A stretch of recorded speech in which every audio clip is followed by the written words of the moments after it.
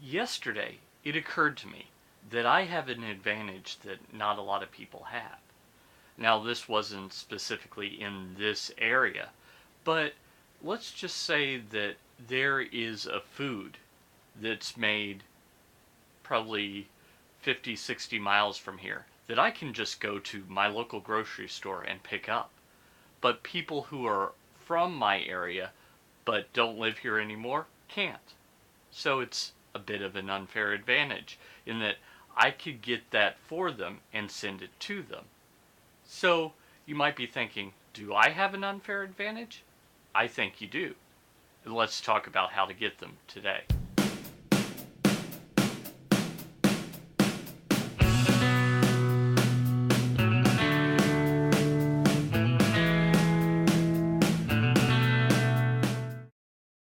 Hi, this is Paul with TrinityDigitalMedia.com, and I want you to consider that maybe, just maybe, you have an unfair advantage.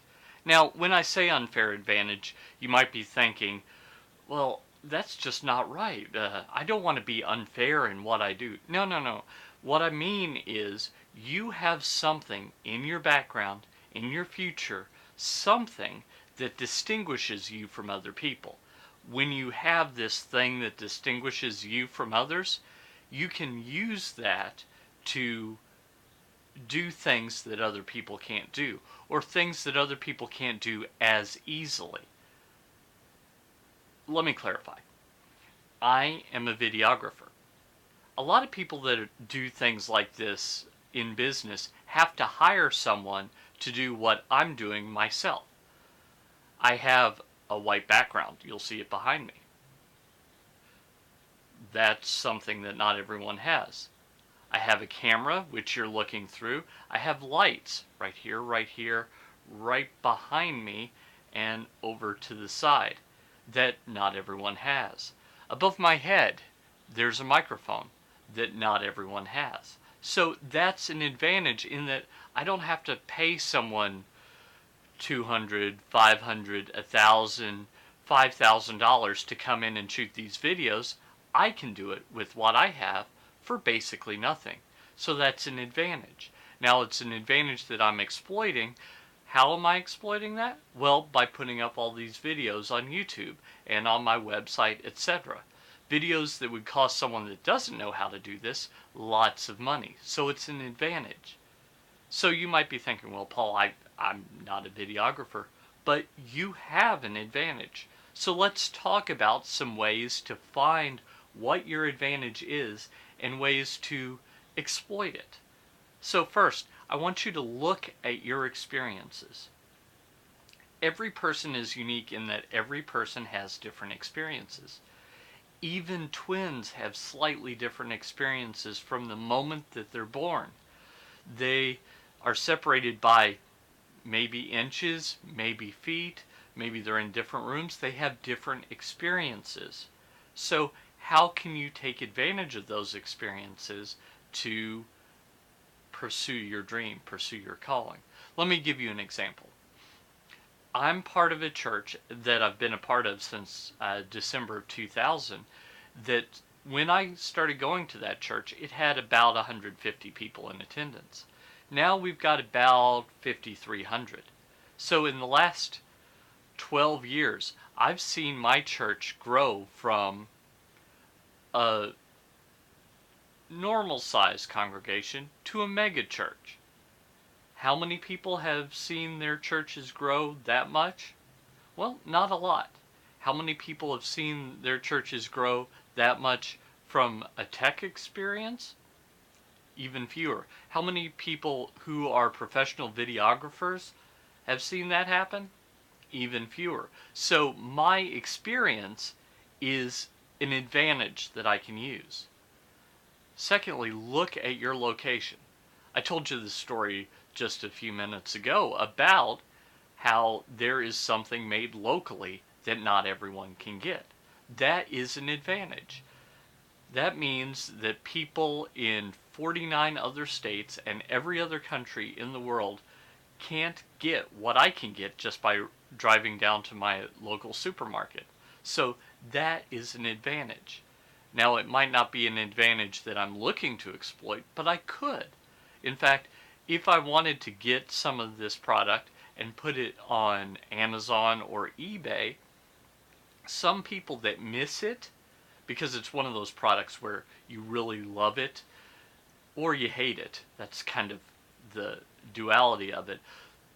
People that miss it might be willing to pay extra because it would be much less expensive to pay me 5, 10, 20 extra dollars to get this than it would be for them to drive to get it. So do you see how that's an advantage? Third, look at your knowledge. Now, I'm not just talking book knowledge here. I'm also talking experiential knowledge, which might be similar to what I was talking about in number 1, but there are certain things that you know that you might think everyone knows. So what I want you to do is every time you're talking with someone and you say something and they go, "Oh, I didn't know that," or "Huh, that's something to think about," or "I haven't tried that before, didn't even occur to me." That is in the realm of things that you know that other people don't. So sometimes when you're a consultant, when you're an author, etc., you can capitalize on those pieces of knowledge and use them to your advantage. Fourth, look at who you know. So I happen to know my senior pastor who's about to release a book. Now, that book has been on the Amazon list for number 1 Christian books for sale in his particular category. Do you know my pastor? Perhaps some of you know him, but not everyone does. So just knowing someone who's done something might give you an advantage over other people that don't even know this person. So I might be able to get an interview with him, whereas he's very busy and he might not be able to get an interview with you. So that's another example of something that I can take advantage of to pursue my dreams. Fifth, look at your age. Now, you might be thinking that your age is a disadvantage, but it's really perspective, isn't it? So, when I was in college, there was a freshman who became the president of my younger sister's class. And I believe that one of the key reasons was he was talking about his experience in the past during his speech, and he said, "And I've written this book." And he had written a book. So the fact that he'd written a book is in and of itself remarkable. The fact that he was 18 and had written a book, that was something even more remarkable.